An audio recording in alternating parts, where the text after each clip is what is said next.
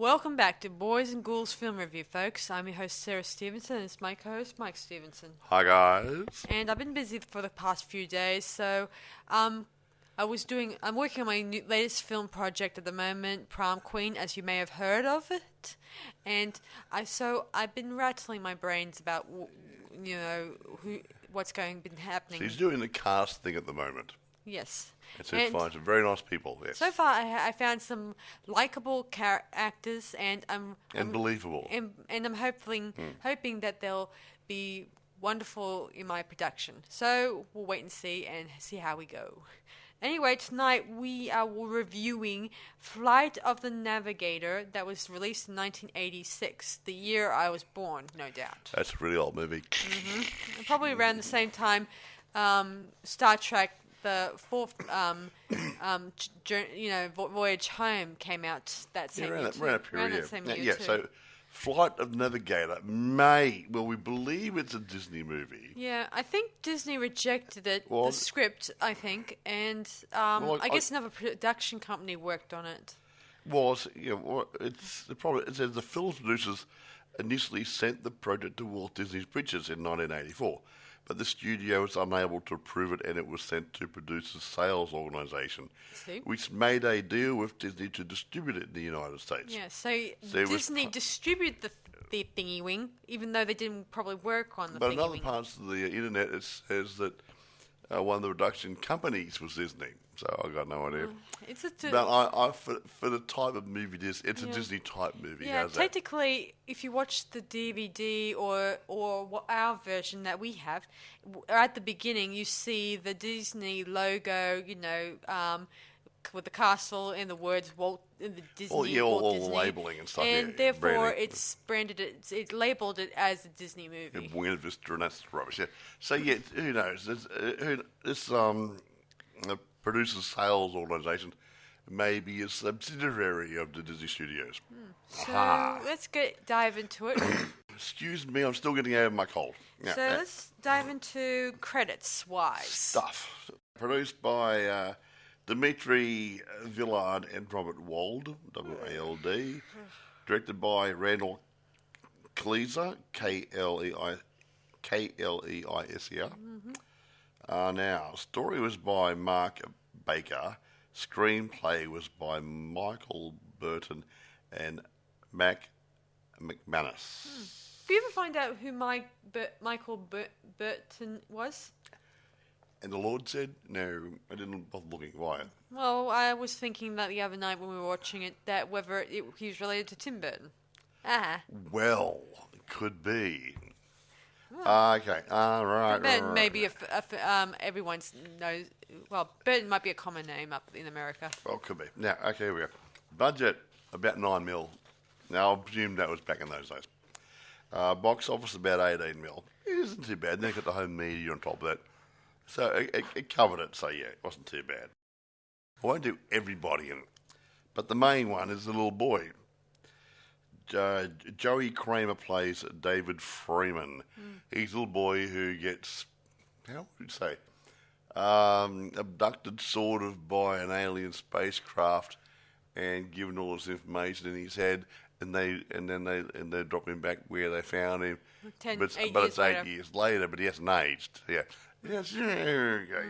So anyway, that's it. Now, Paul Rubens.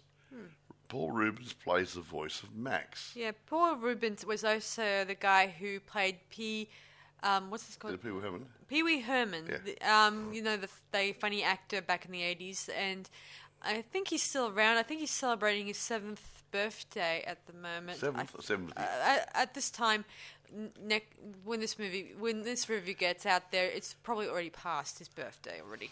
Well, any birthday's a good birthday when you get anyway, my age. By the time this review goes out, it's already his birthday's passed. Yeah. Okay, here we go. I'll just do a couple more.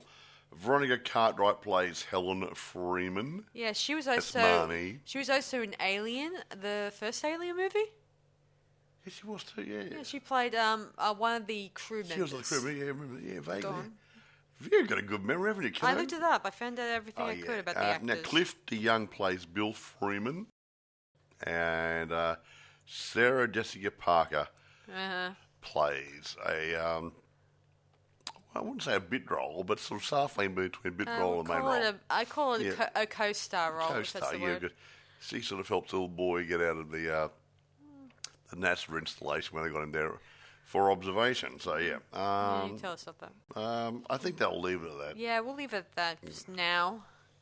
Are you satisfied, Mike? Yeah, that'll do. Roll on, tell the story. Okay, the story begins with David, who's a 12-year-old boy. He lives with his parents and his horrible bratty brother, Jeffrey, that we didn't mention. And Jeffrey. And they're just coming back from a special frisbee event where dogs threw frisbees, and they're leaving, and as they're driving home, Jeffrey decides to hang out with a buddy of his at someone's place. Yeah. And both Jeffrey and David, they don't get along. They're both... Jeffrey's like 8, while David is 12, I think. Yeah, 12. It's 8 and 12, yeah. That's about right. Yeah, they soon arrive back at the house, and eventually David is eyeing a girl he likes. Of course, through his telescope. Yeah, he has a very... voyeurism at such a tender age. But of course, he doesn't have the guts to make a move yet. Being 12, you never know. Well, you know. Anyway, later that night, he's feeding unrequited love. He's feeding his dog, his Woof, his little pal named Bruiser, whatever. I thought it was Loser. Bruiser. Bruiser. Okay. And it sounds like he's Loser. ordered by his mum to go into the woods to pick up his brother from the boy that Jeffrey was hanging out with. Yeah, they hang out together, and he went to get him. Now, this place looked pretty deserted. I could have my 8-year-old kid hanging around anywhere like that. My dad would not allow me to walk in the woods on my own in that part of the area. No, that ain't going to happen. Not in this watch. No. Yeah. Normally at this time, we would just drive our car up there and just pick them up generally. That would make it a lot more sense and a lot more safer. I would let the kids play in the bush with all those trees and no human beings around, apart from the kiddies. So it's dark, it's night, and as he's heading into the woods, we hear a lot of noises, creaky sort of stuff, forest noises. Then Jeffrey eventually jumps out and scares David. Time for a change of underwear. And he heads into the woods back to their home while David searches for Bruiser, who disappears. He's going woof or something. He notices something. Something's got his attention. He notices something in the ravine, and then as David leans forward, he ends up falling into the ravine. And we think it's not a very long time, and then a few seconds go by, and eventually he gets out of the ravine, and he heads back to his house, and then he rat-tat-tats on the door, and we then see an old lady, like say in the 60s or 70s, approach the door and tell him that they lived there for quite a while, and says that he found the wrong house. But eventually David goes inside. The place looks different furniture, different wallpaper, whatever. His room has been altered, obviously. His room's no longer his room. It's an office. He begs the two elderly people where his mum and dad are. He is eventually taken to the police station, and the police are baffled by his appearance. Of course, they realise who he is, but he disappeared 8 years ago. Yeah, yesterday. And he hasn't changed. Yeah, they run his picture through several times, and they still don't understand. They even decide to take a car trip down to where David's parents are, their current location now. They moved for some reason or other, which was not disclosed in the movie. And they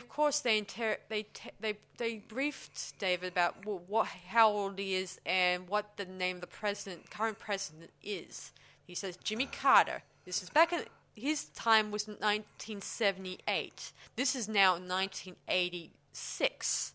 The current date of this movie. Yeah. So you're not confused. Funny though. Yeah. Eventually they arrive to a house, and David's unfamiliar with it, of course. He hasn't been there before. No. And soon enough his dad comes to the door, and he says that he missed the son, and eventually David runs out and sees his parents. They've aged quite a lot. 8 years. About 8 years. And they're thrilled to see him, no doubt, but things have changed. His dog's still alive. Yeah, 8 years. Even though I've noticed It must have been a puppy, just like a 1 year old or something. Yeah, When he gets I a heard puberty. dogs, especially depending on the size of the dog, how many years they can live. They can live up to 15 years or 10 years, depending The on dog the recognised size. him. Yeah. If Anyway. only dogs could talk. Yeah. Anyway, meanwhile, while this is happening, NASA discovered a spaceship that's crashed into some power poles and landed into the ground. Not a very good spaceship. Yeah. You think they're making better. Yeah, of course, there's no levers, there's no knobs, there's even no door. The only knobs are people from NASA.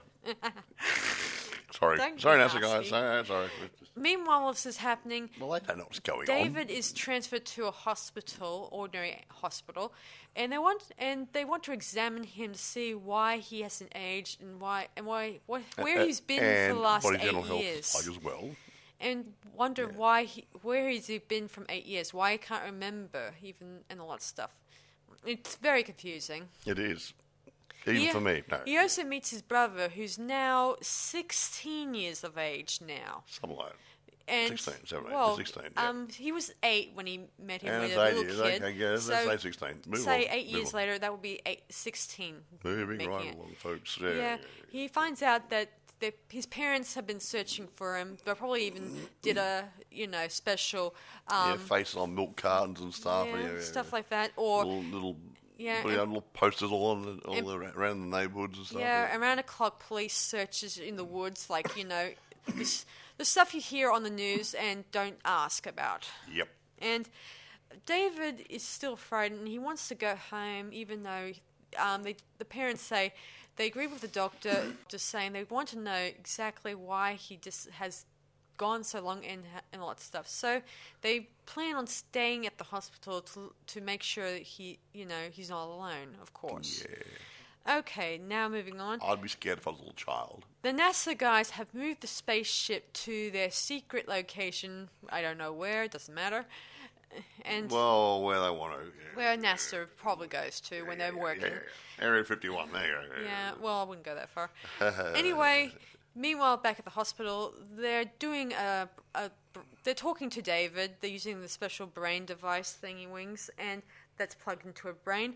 And while David is talking, they ask him where he went to and what time and all that stuff. They also discover things inside his brain that don't really make sense too much. And his brain starts talking directly to the computer. Yeah, and when the nurse or doctor asks him where has he been and how he got there, we see on the screen a blueprint of the spaceship. Yep. And everyone's confused, like they're baffled, like they're trying to figure out what this thing is. And eventually, I don't know, maybe one of the doctors from NASA, who is connected to NASA, sent a copy of the very same blueprint to NASA. And it just looks just like the spaceship they found, hey? Yeah, NASA has been trying their absolute hardest to use a blowtorch or any kind of things to break open the spaceship. They think maybe something's dead in there, maybe... and if they can, see if they can help it, even though, well, they don't really help it. NASA never helps anything unless They it's slice and dice it. Yeah. Bag it and stack it. Yeah. Soon enough, the head of NASA, what's his name? Mr. NASA. His name is Dr. Strangelove. Dr. Lewis? I think it's Dr. Whatever. Lewis. He arrives there and he talks to David and his parents about going to NASA. And of course, they say, no way, we're not going to do that. And David needs to start moving on and living his life. Of course, the doctor explains to him, you don't want to know the truth, like why he can't remember. And most important, why is David aged for the last 8 years? Cocaine does it. I knew you'd say that. What? Anyway, he then He's been snorting. He then tells David that he can stay at NASA for 48 hours. That's 2 days, folks. So to find out the information that they need, and then after that, David can go home to relive his life. Ah, yeah, right. At first, David gives in. He says, "Sure, why not?" Well, not in those words. But he probably wants to know just as much as everyone else why he is disappeared and why he's reappeared. and hasn't even aged either. Anyway, back to our story. He continues. They go on their car trip down to NASA. He's given a room and toys and other stuff, and even a television set, but no phone, which is really control freakish of NASA. You can't phone home like ET. Nope. Yeah, and he, of course, as he's watching television, most of these old programs have gone off the air. Where's Starsky and Hutchie cries? Yeah, my favourite show. He meets Carolyn. Yeah, that's her cat. Carolyn and her robot. Sarah Jessica Parker. Yeah, and her robot R2D2, Ralph. R2D2, just Ralph. Yeah. Use a clumsy artificial robot that isn't really functioning well. He needs to be controlled a bit more than he is. Yeah, he needs more adult supervision. He is, yes. He's only a little robot. He's not very, Yeah, Carolyn asks him about why he's in this type of area, because this is a place of national security, sort of thing. And he says stuff to find out. He says, I'm a national security secret. And, of course, she's confused about why he doesn't know about, such modern things like modern-day music videos, stuff like that. Because the only thing music he knows is the Bee Gees, and that's I don't know how Beach Boys. No, he says he went to the Bee Gees. Oh, that's right. Back the Bee Gees in 1978 when he was younger. I forgot about it. Yeah. And of course, she mentioned of a band that she went to. She had this purple hair stuff in her hair, and she says she went to a concert called Twisted Sister. Sister, and that's a popular band in the 80s. That's still around. They were popular. Yeah, they were popular in the 80s. Yeah, they were. I heard about them in an Alice Cooper documentary. Yeah, well, I heard them. And they were sort of a what do you call it? Glam rock. Glam rock. Glam rock band, and glam rock was really popular in the 80s. They really went for that sort of thing. So anyway, back to the story. Glam metal, glam rock, whatever, yeah. So the next day, they start their interrogation. But as they're talking, the computer starts getting messages from David's brain, like saying his name, asking him about where he's been, and of course all sorts of questions. And all the star charts and different things kept pouring out into the computer and stuff. He was on Phaelon, a planet that's not connected to Earth. It's only 500 light years away or something, or 100 light years away, or and a long way. Yeah, and the doctor explains that while he was transported into the speed of light, and while the rest of them, the rest of the real world, it's gone 8 years. A couple of David's experienced just a few minutes of time. It's either about 4 hours, and the rest of us did about 8 years. Yeah. Yeah. So, that's not bad. Yeah. They do ask David where Phaelon is, and eventually that sort of leads us to the space charts. And then we see special animation where it shows them entering light speed or whatever, and to that galaxy, and it shows Phaelon. And eventually the doctors realize that 48 hours is not enough to confirm their investigation. They're going to need more time. This kid is... Yeah, dynamite. David eventually finds out from Carol that they plan on having him stay on the base for a tad longer. Maybe a week, a month, 2 weeks, 2 months, maybe the rest of his life, because this information is dynamite. Yeah. At least to the NASA guys. Well, they think so anyway, Yeah, and who knows how... Moving right along. Yeah, he begs Carol to help him get out, or at least try to send a message to his parents to tell him what's been going on. Message in a bottle. Yeah. She winks at him, and then she tells him when she leaves the room that she thinks he's cute, and she asks him, has a girl ever said that to you? And he says, no one but my mum, but she didn't count. But I think it's cute, especially if he was 20. I think he would have really liked Jessica. Well, my mum thought I was cute when I was little. Anyway, later the next morning, David hears voices telepathically from the spacecraft telling him to come and help the being inside the spaceship. And somehow Ralph is more or less controlled by the spaceship.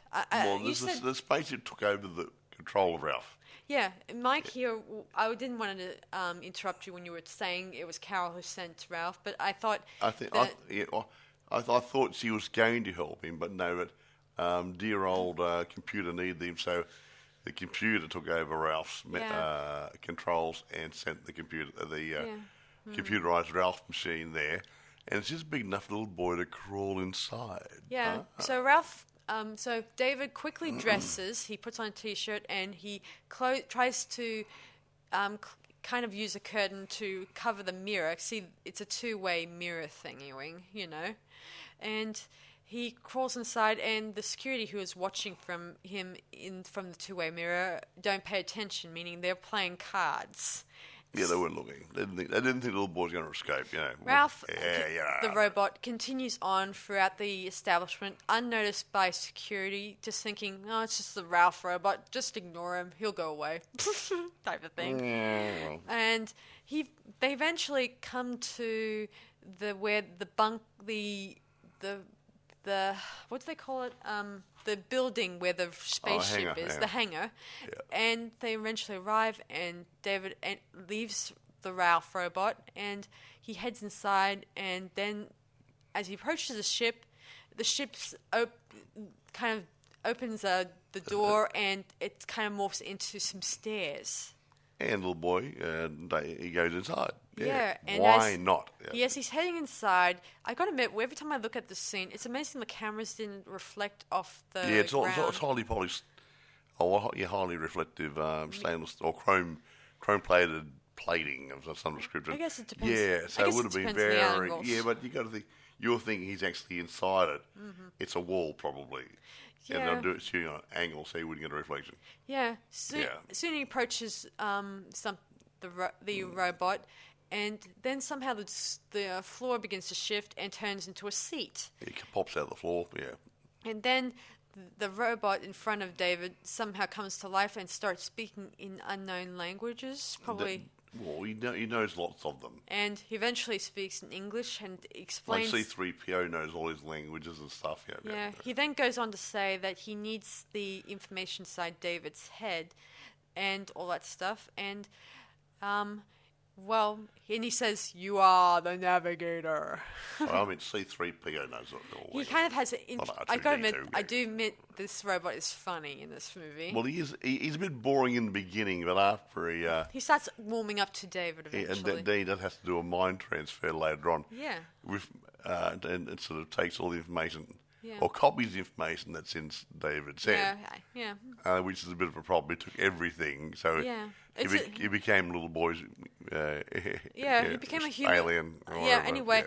The military see that the ship's open, and then they spring into Operation Red, where they all start darting around. Let's save David. Yeah, they all dart around, start bringing out the weapons. Yeah. Well, they don't know David's in there. They see his head pop out, don't they? They eventually see him, but once they arrive there, they start coming around, and the robot there tells him that there are alien life forms approaching, and David's confused, but then he does a CCTV thing.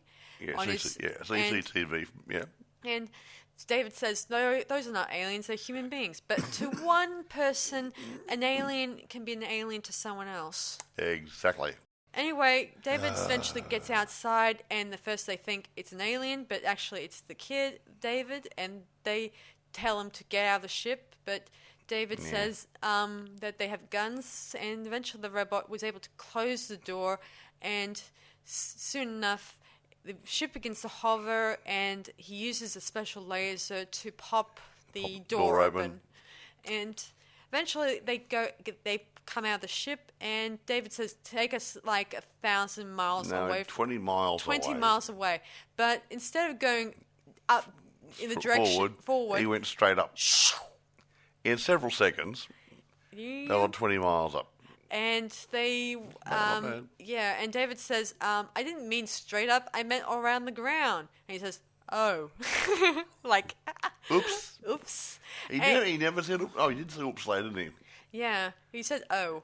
Yeah, he said, Anyway, yeah. they then shoot back down to NASA, back to the same spot, and he says that's the second class maneuver, and when the first class maneuver is shooting across the ground. Yeah, and then actually, it also morphs the shape of the spaceship as well. Yeah, makes me into think. sort of like a long, elongated sort of Yeah. spacecraft, so it doesn't get too much friction. Yeah. Yeah, soon enough they're shooting off into the opposite direction. Heading off into the sunset. Yeah, whatever. Yeah. And the NASA guys, they keep trying to track them using their radar, I think. Yeah. And they soon arrive 20 miles away. 20 miles away. I don't know how. And saw some moo cows. I don't know how long is 20 miles. I mean, like hours or minutes. So there was a couple of minutes. Okay. Yeah. No, I meant like as in for helicopters or any Well, other, depends. vehicles. It could take 15 minutes for them to get there. You know. Yeah. Soon enough, David says, "Not now." That the robot tells him that he needs the star charts stuff now, but David says he goes to take a dump. And they had a leak. Yeah. And they dump and they have a leak. Yeah, I like it. Drain the potatoes. Drain the dragon, if you will. Yeah. But anyway, here in the scene, the robot asks, David asks about why he's here, and he goes on to say that back on Phalon, they were researching about humans, about how they use 10 or 15% of their brains. 10%. And That's a they fallacy. decide to use David's brain and try to fill it up with so many charts and information and see what happens. No, external storage. All PCs have them. And of course, he says something about it leaked. I don't know what that means, but it doesn't matter. And David realizes that, and he says that he crash landed in his ship. Therefore, all the charts that he had on the ship are fried and damaged. So he needs David's brain to sort of scan his mind, reload the star charts into his computer. Yeah, so he needs David to help him. Of course, David says, "Okay, if I'm so inferior, that's because these guys think humans are inferior, whatever. Then why did you guys take me 8 years to have bothered to not what did he say exactly?" He says, "How come you couldn't bring me back to the original time? Why is it 8 years later?" Yeah, because somehow if they do travel back in time, David could get vaporized. Whoa, nothing else does. David gets annoyed. He says that you took me away from my family, and when you returned me, it was 8 years later. And he can't even take the girl out next door and stuff. Yeah, she's probably already married, for all I know. Well, she may be 20, maybe. She may be 20, but she may have married someone younger than her. Well, when she was younger, going out. Yeah, not necessarily married, but she might have a steady boyfriend by now. Yeah, but she's 20. Yeah, a 20-year-old going out for a 12-year-old. Sure, didn't think so. No. Anyway, so cougar maybe. Dave, as the helicopters from NASA are approaching the spacecraft, David demands the robot to once he gives him the charts, that he'll be able to return him home to his family. Of course, the robot says deal, and they head back into the spaceship and they head off into the same direction. Again, yeah. The helicopters guys can't follow the ship because it's going such a fast pace. They can't see it to follow it. It's so fast.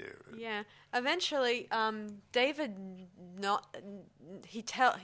asks the robot what's its name. He's called a Maxim something or whatever. Try a Maxim, whatever. Yeah. So he calls him Max instead, which is a nice, easy name. I think it's try a Maxian drone ship.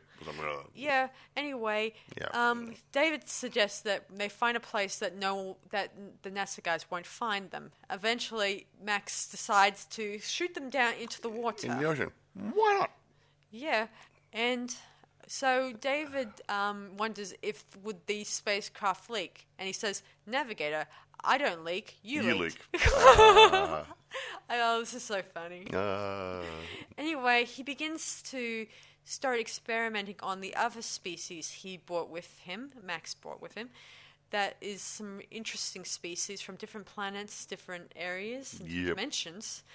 And some of them are very almost all of them are hostile and dangerous. Well, some are. And others would probably eat you alive if you. They're a bit hungry, yeah. Eventually, David befriends one of these small creatures that's almost like a sort of possum type one. Possumy, mousy, thingy-wingy. Yeah, it's quite adorable. Yeah. He wants to go home, but he can't go home because Max tells David that he wants to go home, but he can't because I can't make him understand this planet got destroyed by an asteroid. He's the last living descendant of his race. Yeah, and David tells the little creature that he will like to take him home to that way, and Jeff will freak out when he sees it. And he starts tickling it. It's so adorable, It's this so scene. cute. I love it. It's Jim Henson would be proud. and he tells Max about laughter, and Max says, "What's the point of laughter?" And he says, "It means to make you really happy." And he starts laughing like as in a Pee Wee Herman kind of way. And this is where I hear Pee Wee Herman in this very scene. Throughout the second half of this movie, you hear Pee Wee Herman throughout. Weird voice. Yeah. Really good. Really good. Anyway, the Move NASA on. guys, they just like Max predicted, they cannot locate David or the ship on their radio. And eventually, Carol goes visiting David's parents and tells them the bad news, that David is inside a spaceship and now he's flying around all over the place.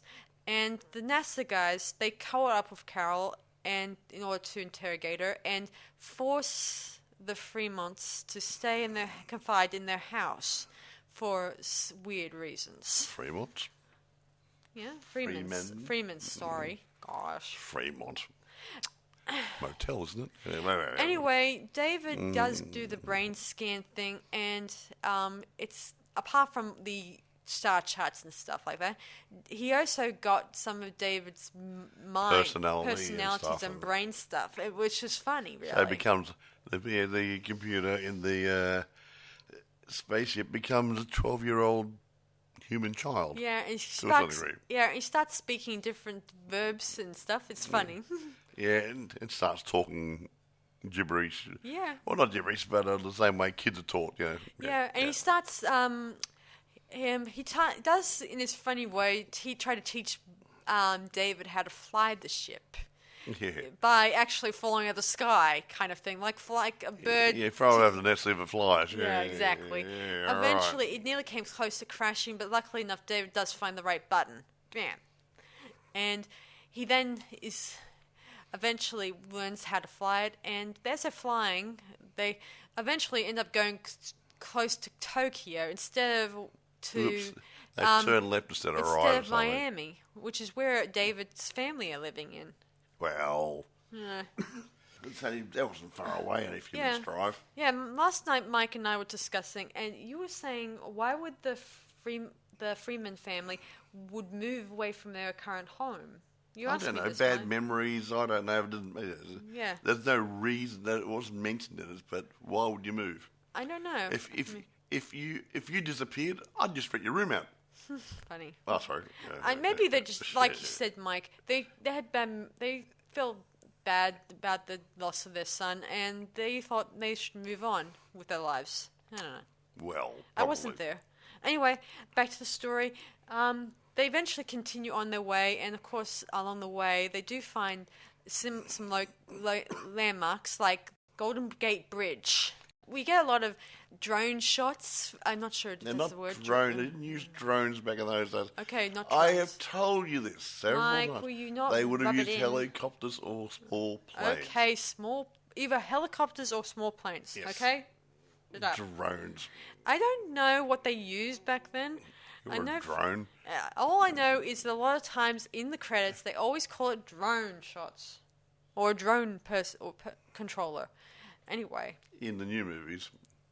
And the old movies. Anyway, they eventually tried to get, directions from a carist, but eventually they panicked and run away.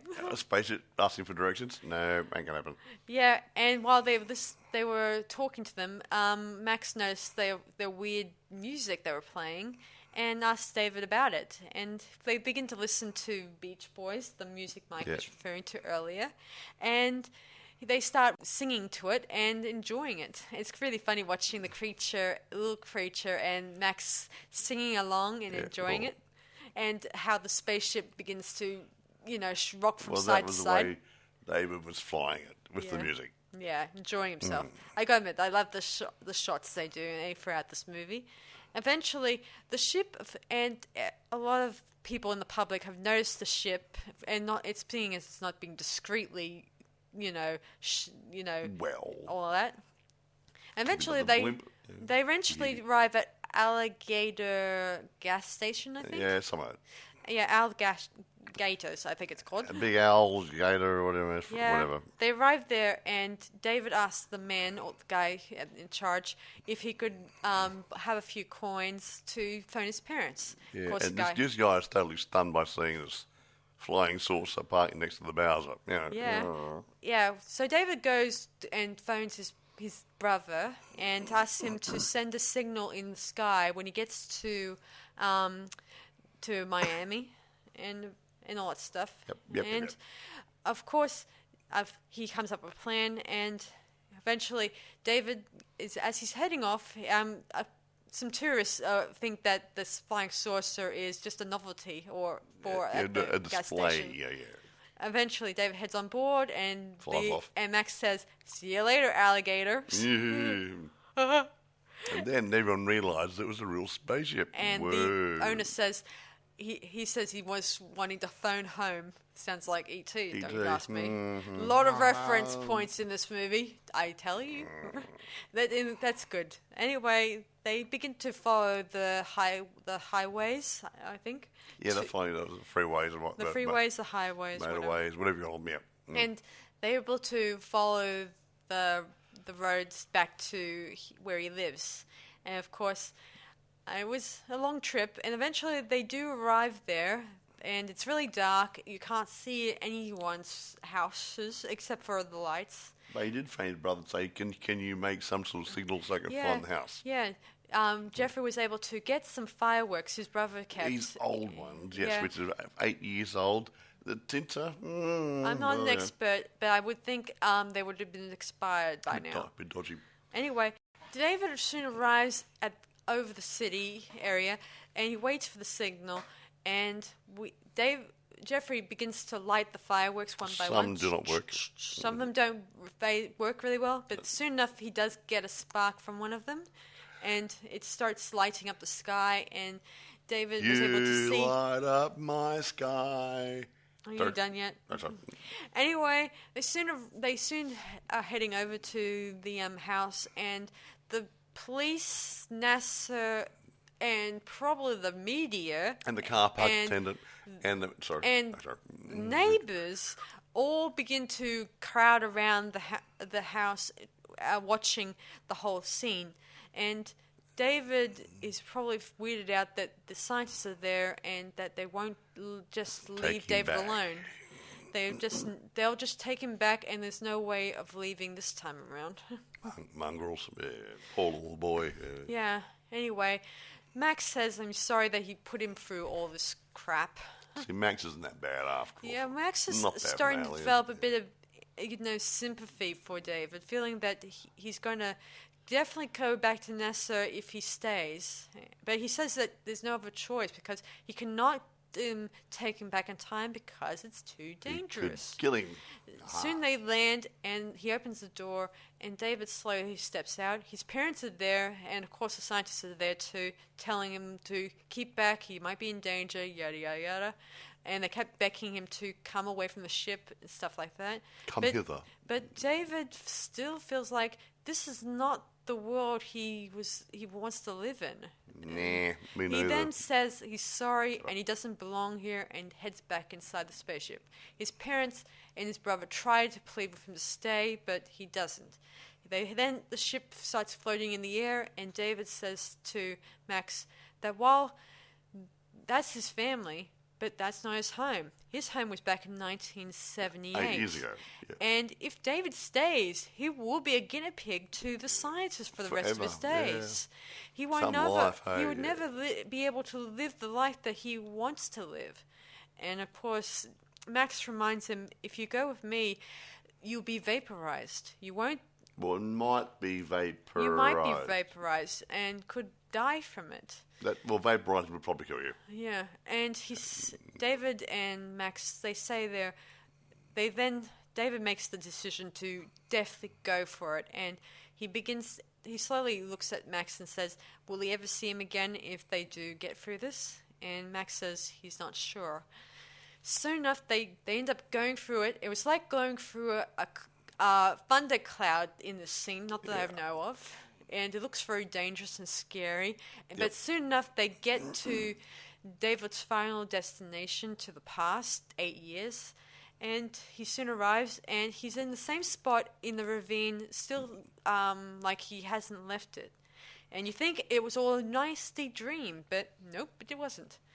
Anyway, David goes back the same way he came, up the cliff and through the across the railway track and back to his house. And as he's about to knock lo and behold, Mummy and Daddy are there, and his brother is the right age. Yeah. And he sees them in the boat. They're planning on setting off some of his fireworks because it's the 4th of July, gosh sakes. And why not? And so he heads down to the boat. This is where they're going to set off the fireworks. And he tells his mum he loves her, and he tells his brother he loves him too. I think it's because he's starting to develop a good connection to his older self now. Because when he was 8 years in the future, his brother was older. And mature. And more mature, and he cared about him. Yeah. Yeah. Yeah. Anyway, soon enough, he also tells his dog how much he misses him too. Yeah, good old puppy dog. The dog wouldn't remember anything. Of course not. He's a stupid dog. And stupid. We then notice the little creature that David kept with him is now inside his bag. His backpack, yeah. And David looks down and sees the creature, knowing now it's not a dream or a nightmare. And Jeff sees it. Yeah, he's surprised. Okay. And he tells him to keep it mute. Shh.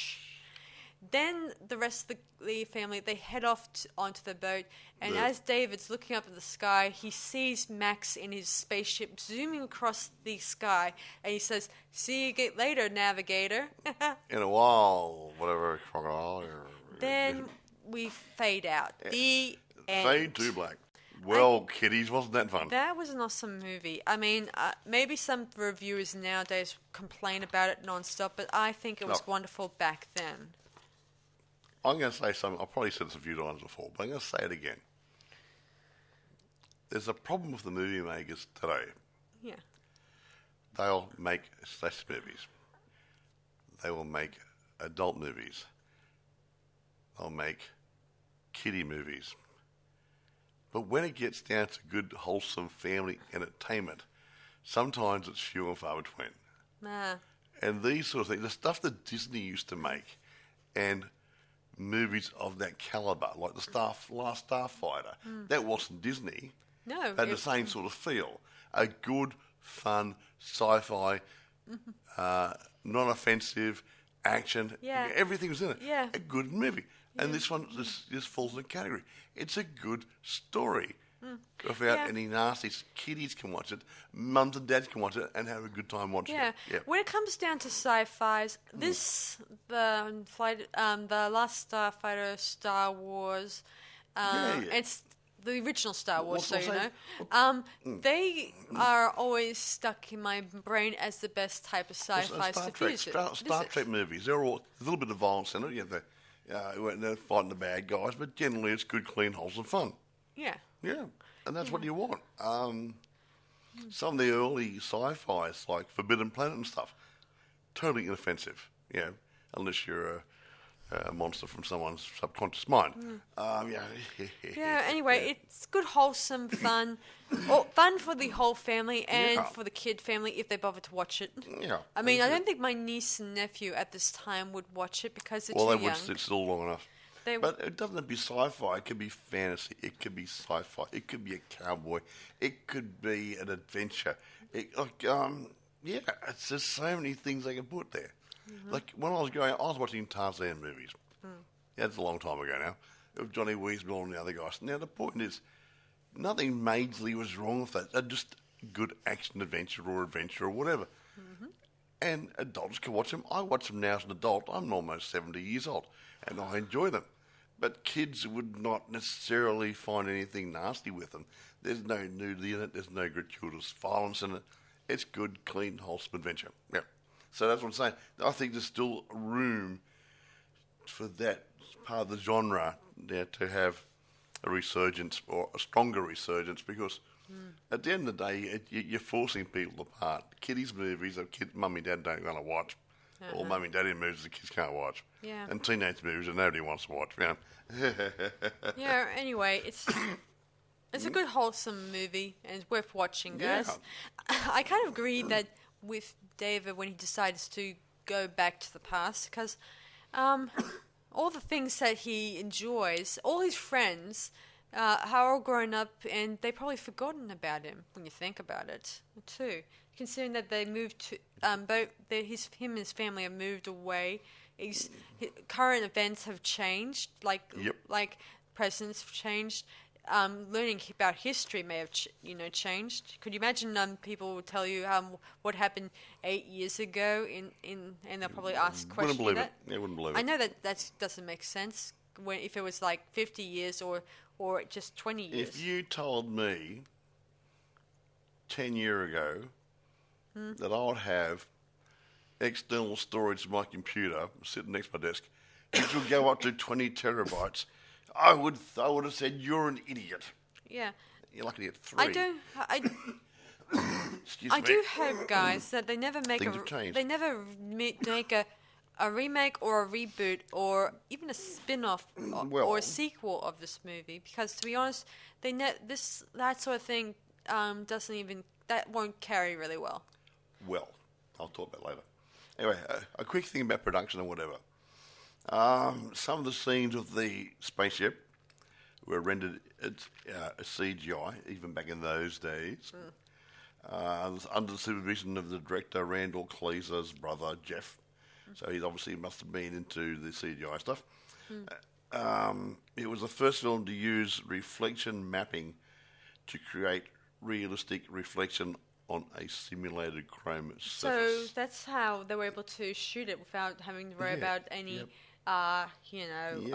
case if the camera gets spotted. Possibly, yeah.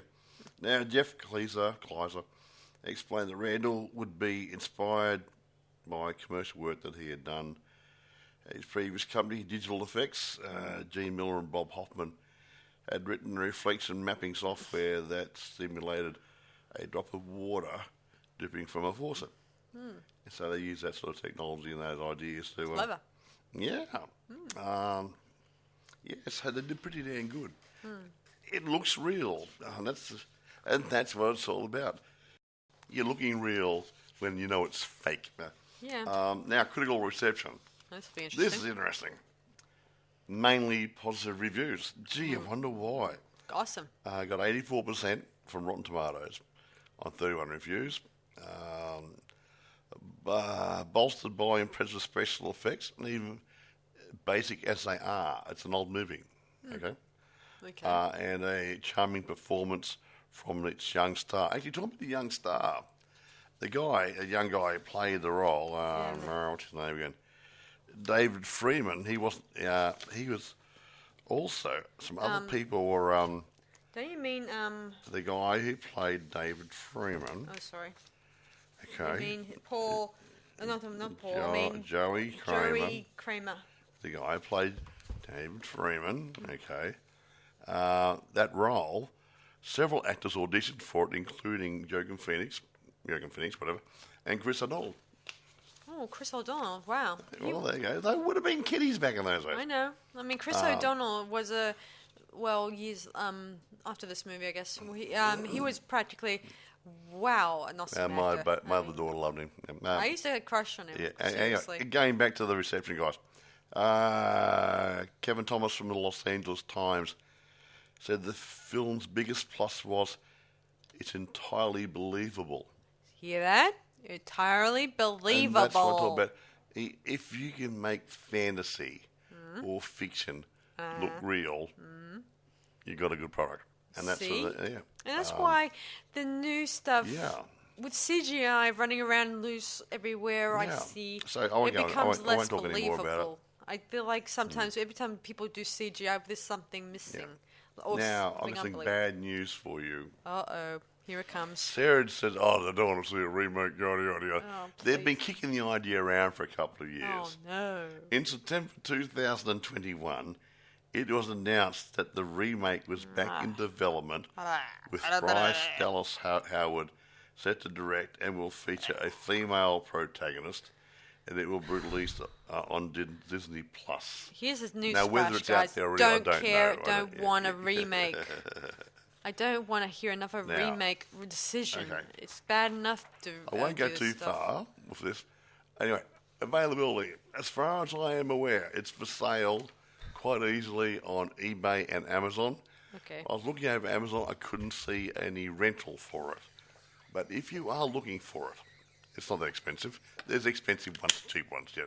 There's Blu-ray, there's standard DVDs, and yada yada. If you're going to buy a copy, Yes.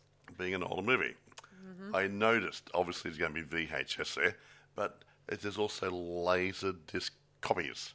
Unless you've got a laser disc player, don't buy it. Because lasers are like those big 12-inch records. Yeah, like record size. Yeah, bare record size. They're too big. And we're not going your DVD Didn't player. you have one years ago? I had one for a couple of years, and I didn't have too many, so I got rid of them. Yeah, you had a best friend who had a. He had a lot of laserdiscs, a very yeah. big DVD He had a big collection. he had a and big collection, record yeah. collection as big as. And he liked the laser disc because he reckoned the quality was better. But that was before. I think that was a lot before Blu-ray came on. Yeah. Anyway, whatever. And considering the fact that having to clean something like that would be a bit of a pain in my rear. But they were bulky, and I've digitalised them. Everything I've got's in my computer, a little black box now. So I don't even have any hard copies anymore. Yeah, I do see a few those type of record thingy wings in JB Hi-Fi. Yeah, they get the plastic 12-inch records are coming back. Yeah. The albums, because some people like the nostalgia of picking up something tangible, not, I've just downloaded an MP3 file or a WAV file from somewhere, and it's they want to actually pick something up and put it on the shelf, get it off, and read the cover, and there might be some pages inside of some information. They want that stuff. That nostalgia. Yeah. Anyway, this is an awesome movie to watch. I'm going to give it a 9.5. I'm going to give it a 10.5. Well, 10.5 out of 10. Well, it appeals to my childish innocence when I was little watching this. Oh, there you I mean, I really go. enjoyed it when I was younger, and I felt like it was I almost wish. You were the Navigator, Well, I do wish. as all kiddies would. But I imagine I would have been loved the idea of flying around a spaceship and stuff like that. Whoosh. Of course, I don't think I would envy David for 8 years of being away from family. You might Star Trekking across the universe. Dun, Yeah. Who remembers Weird Al's version of that song, hey? Really good, eh? Yeah, it's weird whenever they go, Star Trek would go traveling through the universe. They never go, apart from when the voyage of home, the other times they don't seem to have ever traveled through the, to the future of the past. They've gone through time. They didn't age. Yes. True. Yeah. I gotta admit, though, it was an awesome movie. And Anyway.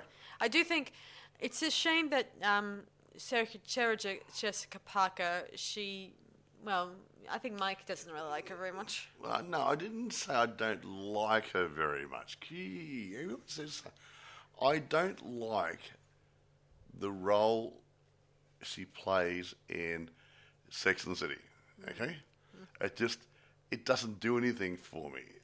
There's something about her, that role, I just don't like. It could be the dialogue, it could be the personality she's putting in.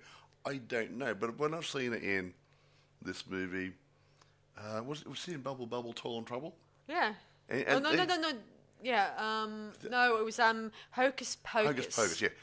And when she's playing other movies, she's fine. But just something about Sex and the City, I don't like it. I like Samantha, obviously. You're really good. Yeah. Ever since they did that, just like that TV series that just came out this year, I just want to throw up in my mouth when I watch it. Yeah.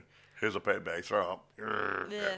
No, I just feel like every time I look at it, the spark, the Samantha is gone from the series. Yes, he's gone. And the humour that used to be there is no longer there. Yeah, that spark is gone.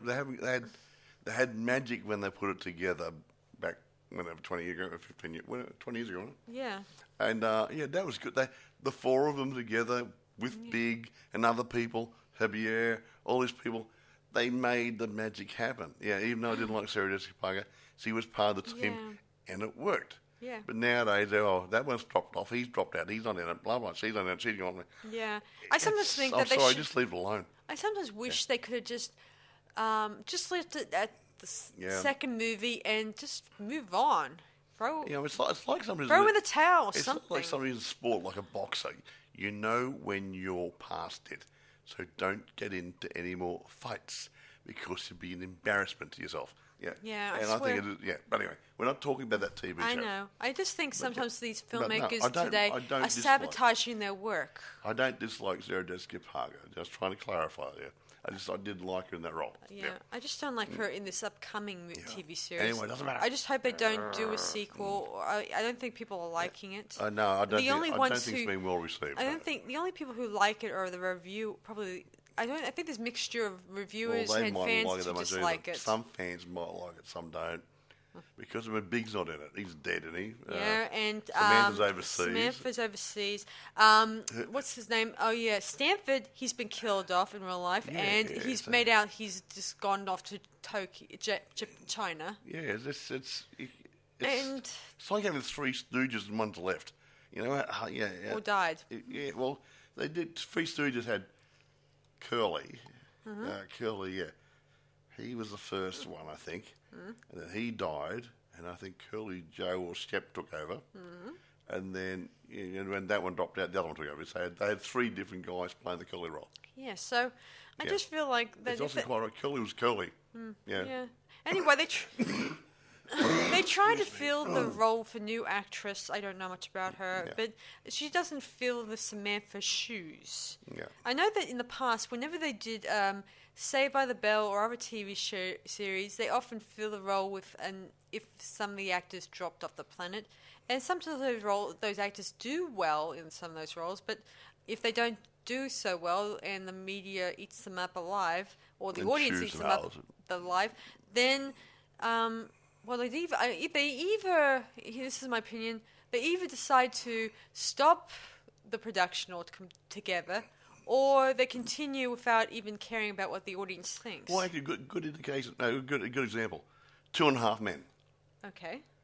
Charlie Sheen. Yes. Right.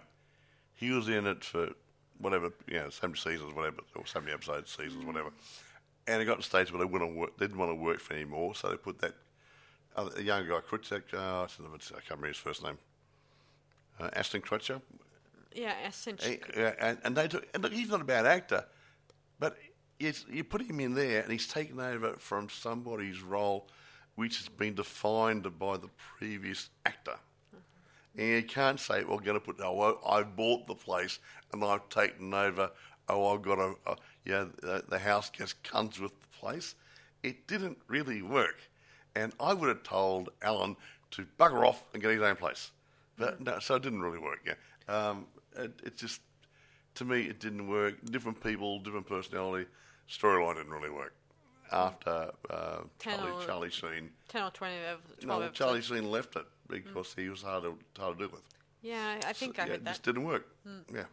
So, if the mix ain't there, don't do it. Yeah. Anyway, I want to go now. I'm having trouble breathing. Okay, so I'm ready for another coughing fit. Let us know in the comments what you guys think of Flight of the Navigator. We've given our thoughts. I think it's time for you to give us your thoughts about it. And your comments are on general type movies, family orientated like this. Yeah. I mean, I reckon there should be more of them. So, but when I was a kid, Mum and Dad would take us to the theatre, cinema, if you will, or the drive-in theatre, and we'd go there as a family unit and we'll watch the same bloody show. It wasn't the case that Mum and Dad sit in the back going, moan, we've got to sit for this crappy kid stuff. No, we watch a family movie. Yeah, and I'm not saying I'm a 5-year-old or a 3-year-old. I was the youngest, my brothers and sisters were older than me, and we all enjoyed the movie together. What's wrong with it? What's changed? Exactly, folks. I mean, the people in the market are making the changes. when we should actually be bringing families closer together, we seem to be pushing them apart. Yeah. Or music, movies, TV programs, whatever. There's a common denominator going. Music's always going to be a bit different. Of course, everyone has But different the TV tastes. programs and movie stuff, why have they got to be so different? Why isn't there a common ground? Beats me. Anyway, Anyway- your thoughts on it would be really appreciated. Yeah, so thanks for listening to our latest podcast, everyone. We'll be sure to get your a next one out very shortly. I have this. I hope to review for my next review the Invitation movie that was released this year. That's a new one. Yeah. It just came out in cinema. I thought it was going to come out on Netflix, but I guess they decided to do a mainstream approach to it, so that's a bit good. So this will be my first ever film to review from in theatres at the moment for that. Yeah, we've been most of it from the luxury of our own home. Yeah, so. Yeah, last few movies we did Resident Evil. Yeah, we did Resident Evil. And last year, wasn't it? Yeah, And last year? Yeah, this year, but we did watched it last year. Sorry, yeah, we watched that last year. We went to the theatre.